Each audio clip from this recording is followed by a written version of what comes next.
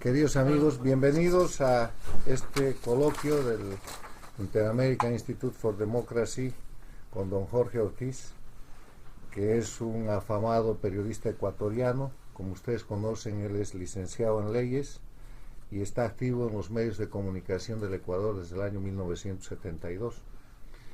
Hemos invitado a don Jorge Ortiz para que nos hable hoy día sobre el tema la justicia y la libertad de prensa en el Ecuador.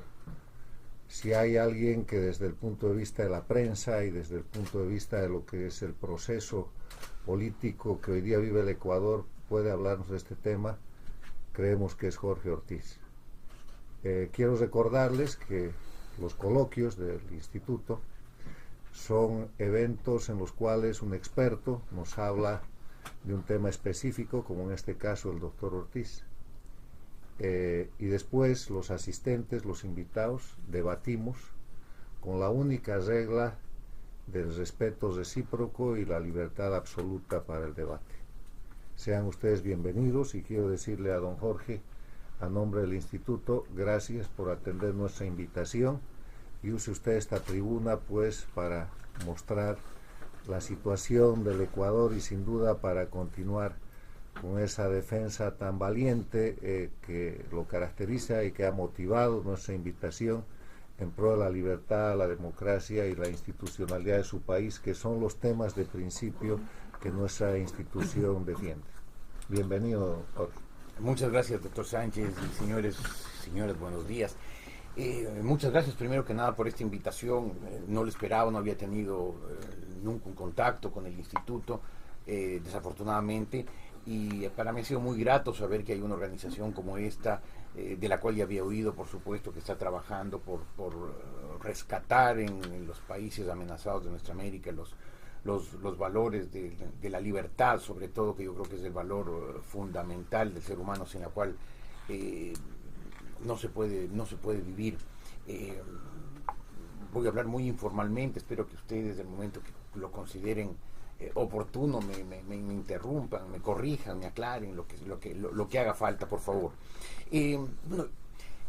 Hace pocos días conversaba con una persona que había vuelto al Ecuador después de un tiempo en el exterior y me vio ahí, me escuchó en alguna radio que yo seguía con mis alegatos y me decía: no te cansas de batallar, has tenido 40 años de andar peleando contra todos los gobiernos. Y yo le decía: sí, estoy agotado, estoy exhausto de batallar, estoy exhausto, pero la alternativa a dejar de batallar es morirme. O sea, no creo que el periodismo, particularmente el periodismo, tiene razón de ser si no es crítico. El periodismo tiene que ser crítico. Con frecuencia se dice que es el primer poder, el cuarto poder. Yo no creo que sea un poder, yo creo que es más bien un contrapoder. Lo que trata de hacer es balancear la sociedad frente a los gobiernos, como casi todas las instituciones humanas, como casi todos los seres humanos, tienen muy buen concepto de sí mismo, un concepto que generalmente rebasa sus verdaderos alcances y sus posibilidades. Pues a los gobiernos no les gusta ser criticados. Y al contrario, tratan de exponer siempre visiones idealizadas de la realidad, visiones que muchas veces corresponden con su propia percepción de lo que ocurre en su entorno.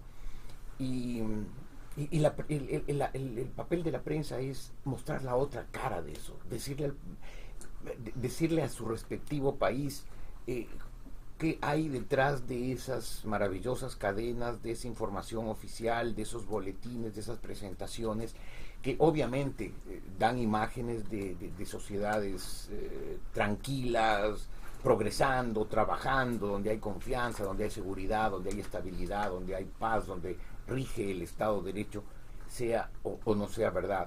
Entonces, si el periodismo no es crítico, no tiene razón de existir, y por lo tanto la labor del periodista es necesariamente cuestionar, necesariamente. Y en el Ecuador yo diría que quizás a diferencia de muchos países de la América Latina, el periodismo ha sido singularmente independiente, singularmente independiente. No ha habido empresas periodísticas que tengan grandes intereses, que tengan vínculos con grandes corporaciones. Ya voy a hablar de una excepción, porque esa excepción me incumbe, pero en general el periodismo el periodismo no ha tenido esas vinculaciones, y por no haber tenido esas vinculaciones, por haber podido ser independiente, ha podido ser crítico. Y el ser crítico le ha permitido a la sociedad, en la sociedad, tener un buen nombre. Un buen nombre basado en que se ha visto que defiende los intereses nobles de la sociedad, no los intereses transitorios o las banderas políticas o intereses corporativos, en absoluto. Claro, eso nos ha permitido también a nosotros los periodistas ser independientes. Ahora bien, ¿por qué podemos ser críticos? Esa es ahí empieza la discrepancia que solemos tener los periodistas con los gobiernos autoritarios, y en el caso ecuatoriano actual con el presidente Rafael Correa. Él con frecuencia pregunta: ¿y ustedes a quiénes representan? Los periodistas, ¿a quiénes representan? ¿Qué elección han ganado? ¿Por qué tienen derecho a hablar? Y claro, mi respuesta es: representamos a las personas que nos ven, que nos oyen, que nos leen. No tenemos un mandato como el mandato que recibe un político en las urnas, un mandato a determinado años de distancia, con un plazo largo. Tenemos un mandato efímero, circunstancial. Es un mandato de un día. Yo hoy te veo, hoy te oigo, hoy te leo. Mañana no sé. Pero por eso mismo el mandato que recibe el periodista es un mandato muy vivo, muy vibrante, porque es un mandato que se tiene necesariamente que renovar todos los días. Hoy también te veo, hoy también te escucho, hoy también te leo, porque lo que sigues diciendo me sigue pareciendo adecuado. Ese mandato te lo puedo retirar mañana, porque simplemente con poner otra emisora de radio, cambiar el canal de televisión, o no leer el artículo en el periódico, o comprar otro periódico, ese mandato se agotó. Entonces el periodista tiene que estar más imbricado con la gente, con sus anhelos, con sus necesidades, con sus frustraciones, incluso que el político, porque el político sabe que tiene 4 años para trabajar. El periodista sabe que recibió la confianza por ese día, y que si no trabaja bien, le retiran ese mandato al día siguiente. Entonces los periodistas tenemos para hablar el mandato que recibimos de los ciudadanos cada día. Representamos al ciudadano que cree en mí, o que cree en el de al lado, que me retiró su confianza en mí porque dejé yo de representar sus intereses, sus anhelos, sus gustos. Entonces, ahí hay una discrepancia de fondo con los gobiernos y con los gobernantes autoritarios.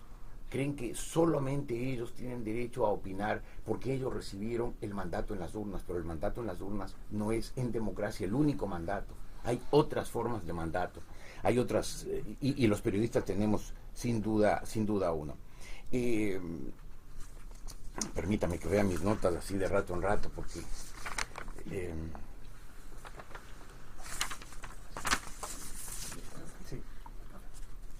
claro, esta necesidad de ganarse el mandato cada día, de ganarse la confianza del ciudadano cada día, de renovar esa confianza cada día, hace que la prensa tenga algo muy vivencial. El periodista está obligado a saber todos los días qué pasa, y a saber también el lado oculto de la noticia, el lado que no se informa. Ahí está la pasión que el periodista tiene que tener para investigar, para informar, y para hacerlo con rigor, para hacerlo con apego a la verdad, para hacerlo con objetividad, para hacerlo de una manera fidedigna, rigurosa, y también, por supuesto, crítica. Pero claro, fácil no es. Todos los gobiernos, en el caso ecuatoriano, y voy a hablar básicamente desde la vuelta al sistema constitucional y democrático en el año 79, todos los gobiernos se han sentido incómodos con la prensa. Pero claro, los gobernantes se dividen, creo yo, en dos, ¿no? Los que entienden el funcionamiento de las sociedades libres y entienden que la tolerancia es inevitable, que tengo que aceptar esas críticas aunque no me gusten, que tengo que recibirlas, muchas gracias, que tengo que recibirlas aunque me desagraden y aunque discrepe con ellas, y los gobernantes que se sienten con el derecho absoluto de mantenerla controlada la opinión pública. En el caso ecuatoriano ha habido gobiernos en este periodo democrático, como el gobierno del presidente Febres Cordero, después el gobierno del presidente Gutiérrez, que trataron de alguna manera de ejercerle alguna presión a la prensa. Ciertamente no con la agresividad, con la violencia, con el criterio totalizador del gobierno actual. Pero lo han intentado hacer. Claro, ahora esa agresión ya se ha vuelto absolutamente frontal, ya ni siquiera se disimula ni se esconde. Cada día es más desembosada.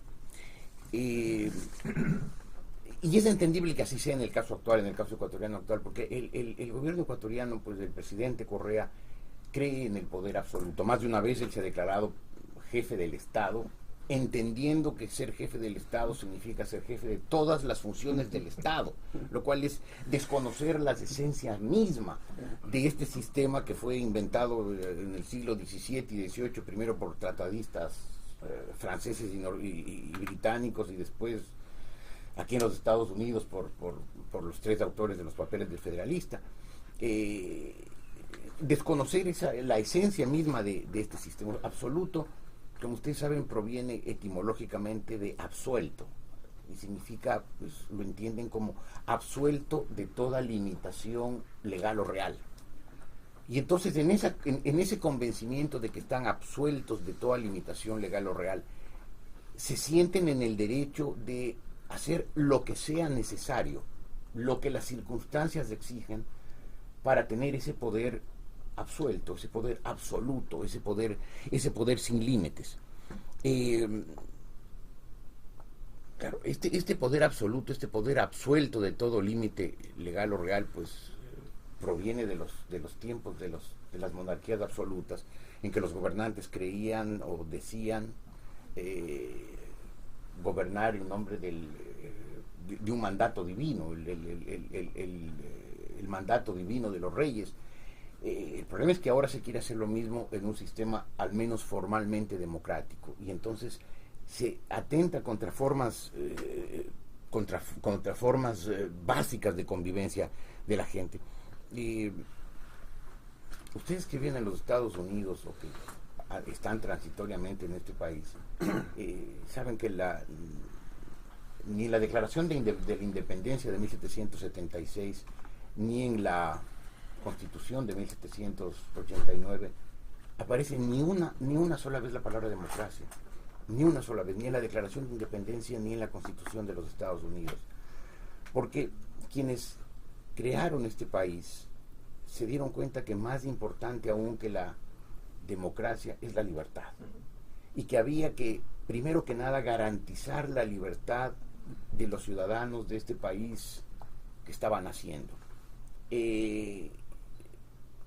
Incluso advirtieron, y para eso crearon una serie de procedimientos indirectos de elección, advirtieron incluso contra el peligro de la dictadura de las mayorías. Hay una forma también de dictadura, que es la dictadura de las mayorías, cuando esas mayorías no respetan los derechos de las minorías.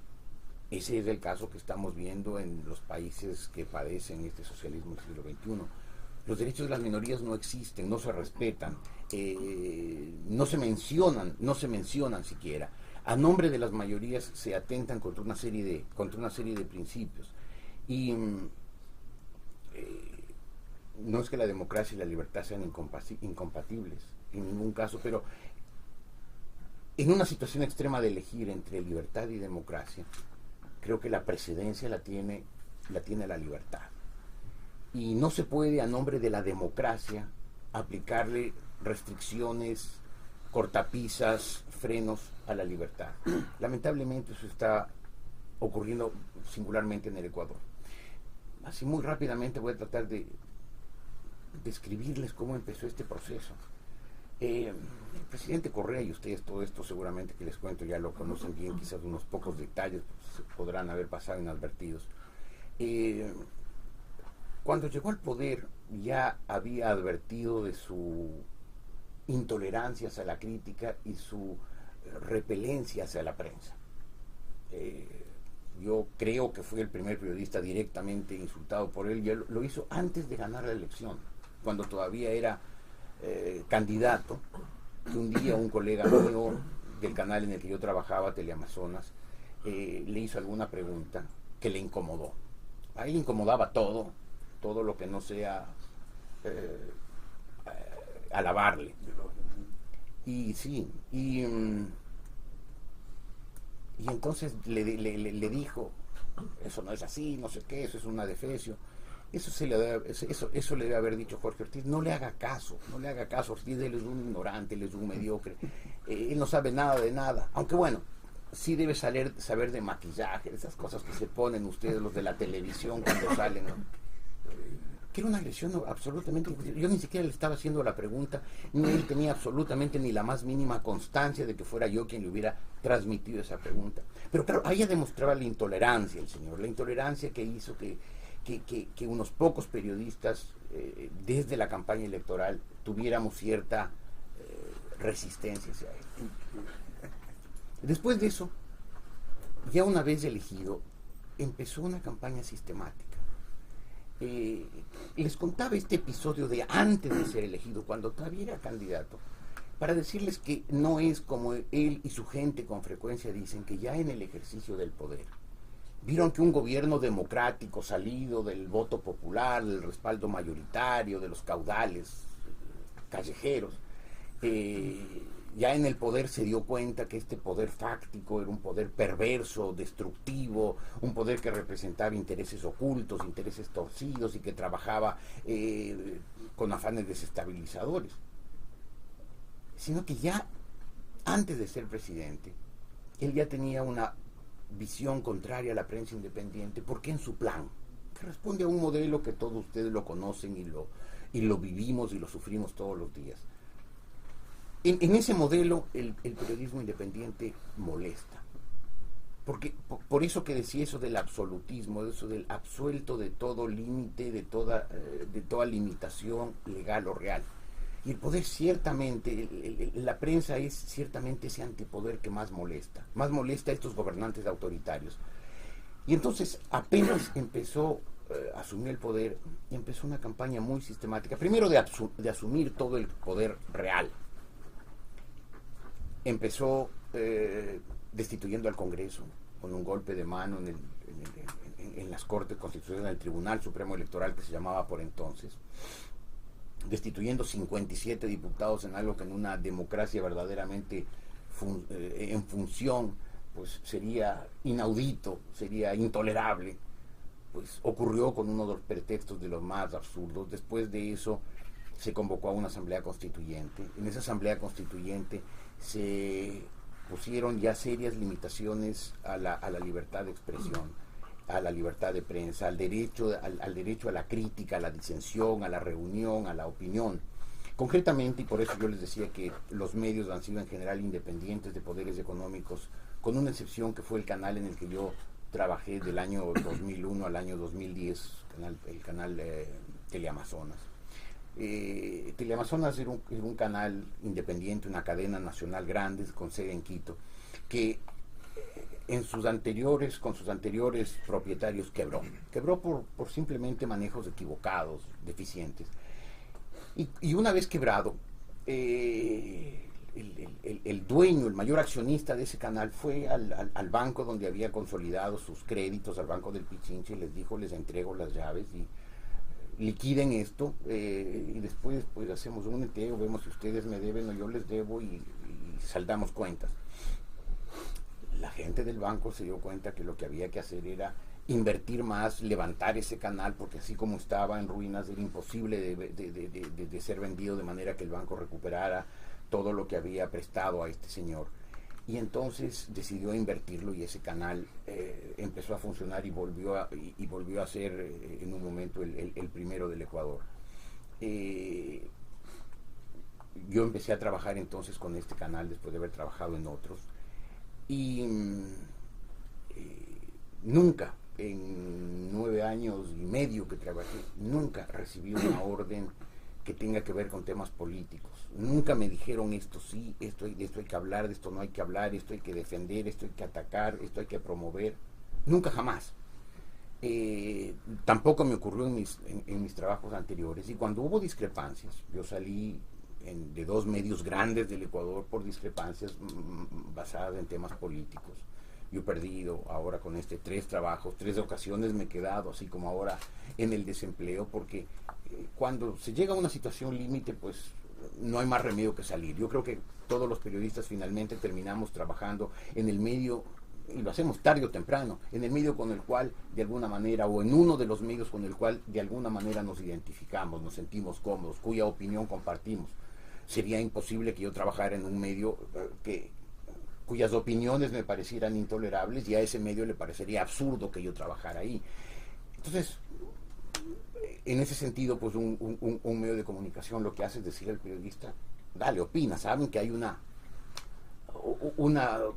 coincidencia básica en las formas de ver el mundo, y entonces uno puede opinar con libertad sin que le estén diciendo todos los días que tiene que decir, y en mi caso no ocurrió jamás. Sin embargo, en la Constitución de 1908, del año 2008, en la Constitución que hizo Correa para él, para su mandato, para su era en la historia del Ecuador, que él espera que sea muy larga, según todo lo indica, en esa Constitución incluyó un artículo con evidente dedicatoria a este canal, porque decía: quienes tengan medios de quienes sean accionistas de instituciones bancarias o financieras no podrán tener acciones en medios de comunicación. El caso notorio, significativo, era Teleamazonas, era para tratar de cerrar a Teleamazonas.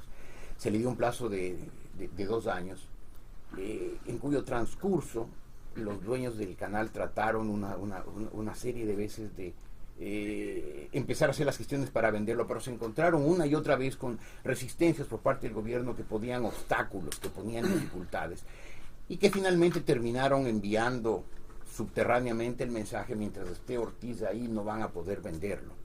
Y con esa presión, y la presión que significaba que se queden en la calle 495 empleados directos, más decenas o cientos más de personas que trabajan por contrato, productores, realizadores, camarógrafos, actores, con esa presión de que había el riesgo de que, cumplido el plazo, se cierre el canal, tuve la necesidad de renunciar, de dejar el camino abierto. Lo hice sin pedir absolutamente nada a cambio, ni de recibir nada a cambio, simplemente con una convicción de que ese canal debía subsistir, y que la manera de que subsistiera era facilitando su venta, que en realidad tengo entendido que se concretó. Pero desde entonces, el ataque a los medios se ha vuelto aún más agresivo, porque se ha empezado a utilizar a la justicia, a los jueces, para frenar a los medios de comunicación y las opiniones críticas. Esto era un hecho prácticamente sin precedentes en el Ecuador, por lo menos sin antecedentes cercanos, y por lo menos no tan obvios, tan directos, tan masivos y tan abusivos. El primero, el más notorio, el más voluminoso de estos casos, que ustedes conocen muy bien porque entiendo que tienen alguna amistad con Emilio Palacio, fue el juicio al diario El Universo, al que, por 2 líneas en un artículo de opinión firmado por el responsable de ese artículo, inventándose una teoría disparatada, descabellada de la responsabilidad coadyuvante, pidieron 80 millones de indemnización, y el juez, que obviamente los jueces ya no operan con libertad, los que no reciben consignas directas sí tienen el miedo a flor de piel, le terminaron concediendo 40 millones de dólares y dictándose órdenes de prisión. Claro, el presidente, por entonces, con una presión internacional que en ese caso fue muy significativa, se vio en la necesidad de dar marcha atrás, pero ya había logrado lo fundamental, que es sentar el precedente. Ya se sentó el precedente, ya hay jurisprudencia en ese sentido, ya un fallo judicial de que se puede enjuiciar a un medio por un artículo, incluso firmado por una persona, y que el medio tiene responsabilidad coadyuvante. Lo cual es algo inaudito, sobre todo porque no establece ningún tipo de excepción. Entonces, yo durante 20 años hacía entrevistas en los programas políticos de la mañana, que eran en realidad los grandes espacios de debate político en el Ecuador. Invito a alguien. Ese alguien dice algo que le incomoda. Es en vivo, es en directo, no hay edición, no hay ningún tipo de censura ni de forma de censura. El momento que una persona diga algo, lo pueden enjuiciar a la persona, lo pueden enjuiciar a mí, al medio, porque sin ese medio no hubiera sido posible que ese señor cometiera esa injuria. Al mismo tiempo no hay manera tampoco de que ese medio impidiera que se perpetrara esa injuria. Entonces es absolutamente... Entonces, ¿qué le queda hacer al periodista y qué le queda hacer al medio? Suprimir esos espacios. Y hoy vemos que en los espacios de esos de opinión, la gente de la oposición, la gente crítica, la gente cuestionadora, prácticamente está excluida, prácticamente ha desaparecido, porque la amenaza con los jueces es diaria, es constante. Después del caso del Universo viene el caso Gran Hermano, en que dos periodistas, seguramente ustedes ya han conocido a alguno de ellos, sí, ¿verdad? Algo me comentaron, sí. Escribieron un libro que nunca pudo ser totalmente desmentido, y que al contrario los hechos parecerían, a medida que transcurren, que ocurren esos hechos, parecen darle la razón todavía.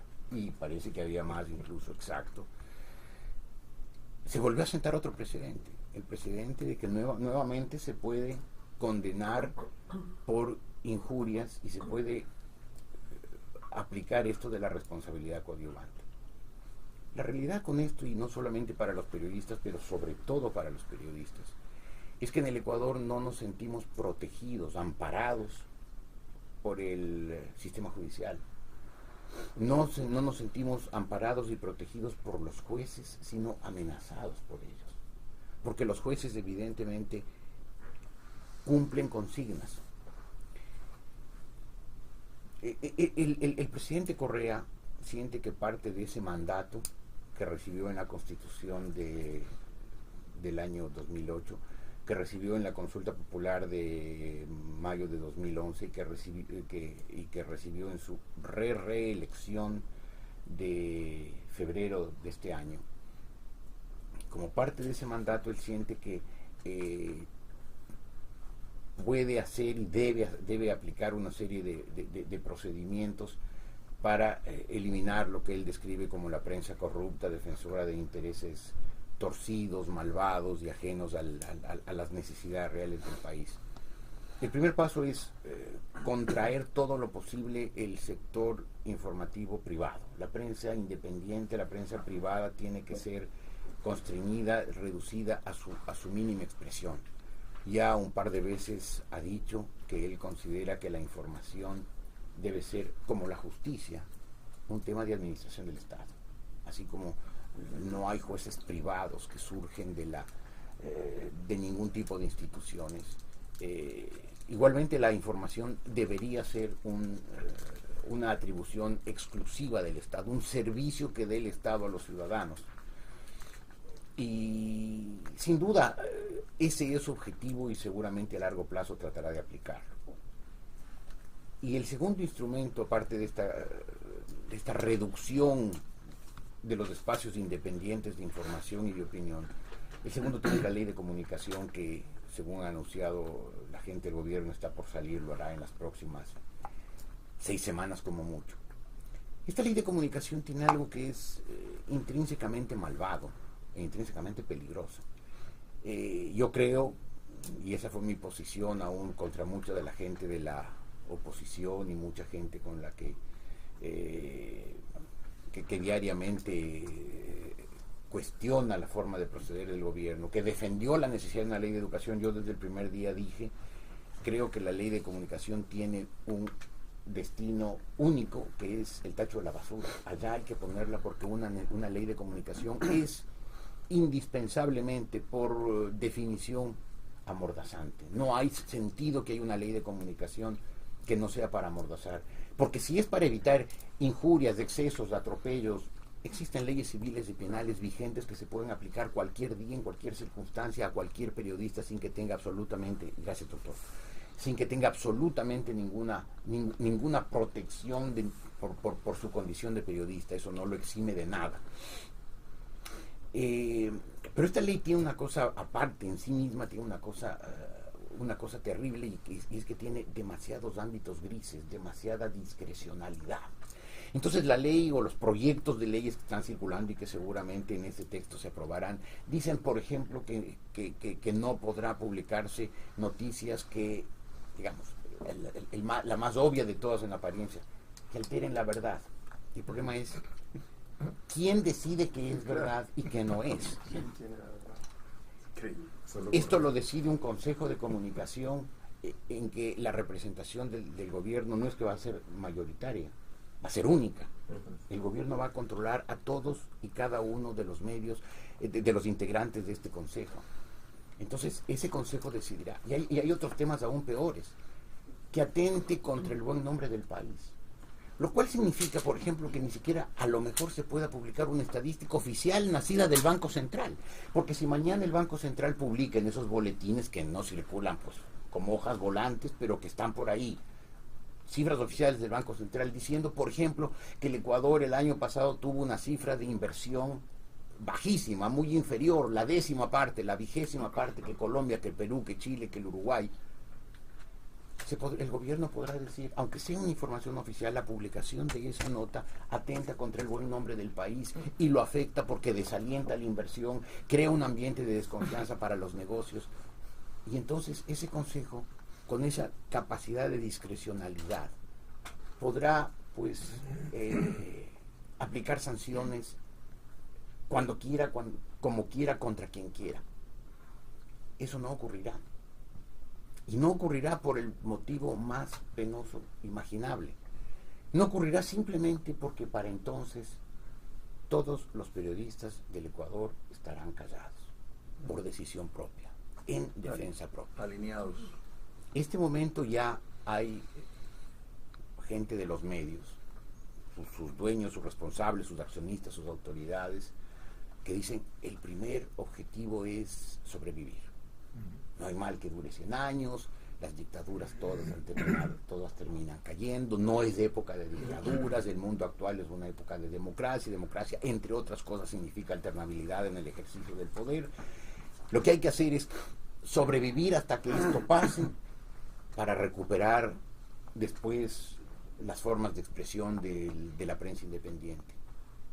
Y ese mensaje a sus periodistas: cállense, no digan nada, no opinen, no investiguen, no averigüen, incluso nos lleven a opinar a gente que pueda decir algo que el gobierno pueda tomar a mal. Este momento el periodismo en el Ecuador ya está autocensurado. Antes de que con la ley Mordaza, valga la redundancia, le amordacen, la prensa ya se amordazó. Claro.